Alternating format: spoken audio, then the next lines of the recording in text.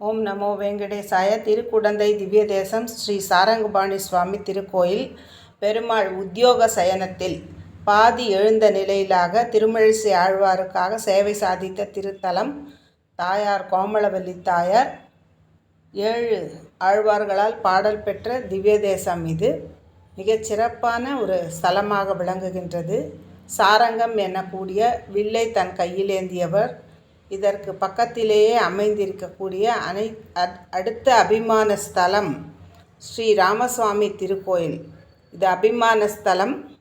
இங்கு இருக்கக்கூடிய ராமர் கையில் வில் இல்லை, லக்ஷ்மணன் கையில் 2 வில். ஆஞ்சநேயர் அமர்ந்த திருக்கோலத்தில் கையில் தம்பூரும் வால்மீகி ராமாயணமும் வைத்து கொண்டிருக்கக்கூடிய நிலையில் காட்சியளிக்கிறார். ஸ்ரீராமர், லக்ஷ்மணர், பரத சத்ருக்கனர், சீதை, அனுமனோடு காட்சியளிப்பது மிக சிறப்பான தக்ஷண அயோத்தி என்று புகழப்பெறக்கூடிய சிறப்பான ஸ்தலம். அனைவரும் தவறாமல் தரிசிக்க வேண்டும். இது அபிமான ஸ்தலம். அடுத்தபடியாக சக்கர தீர்த்தம் என்ற ஒரு தீர்த்தம் இருக்கிறது. இந்த கும்பகோணத்திற்கு பாஸ்கர கஷேத்திரம் என்று பெயர். ஒரு காலத்தில் சூரியன் அகந்தையினால் சுட்டெரித்து கொண்டிருக்கும் போது பெருமாள் கையில் இருக்கக்கூடிய சக்கரத்தை அனுப்பி இந்த சக்கர தீர்த்தத்தினால் குளிரப்பெற்ற இந்த நகரம் சூரிய பகவானின் அகந்தையை அழித்த ஒரு சக்கர தீர்த்தம். இது இப்போது பார்த்து கொண்டிருப்பது மகாமக குளம்.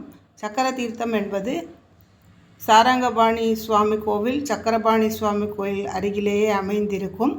அந்த திருக்குளத்தில் பக்கத்தில் இருக்கக்கூடிய திருக்கோயிலில் விஜயவல்லி நாயகா சமேத ஸ்ரீ சக்கரபாணி சுவாமி சக்கரத்தை கையிலேந்தி இருக்கக்கூடியவர்.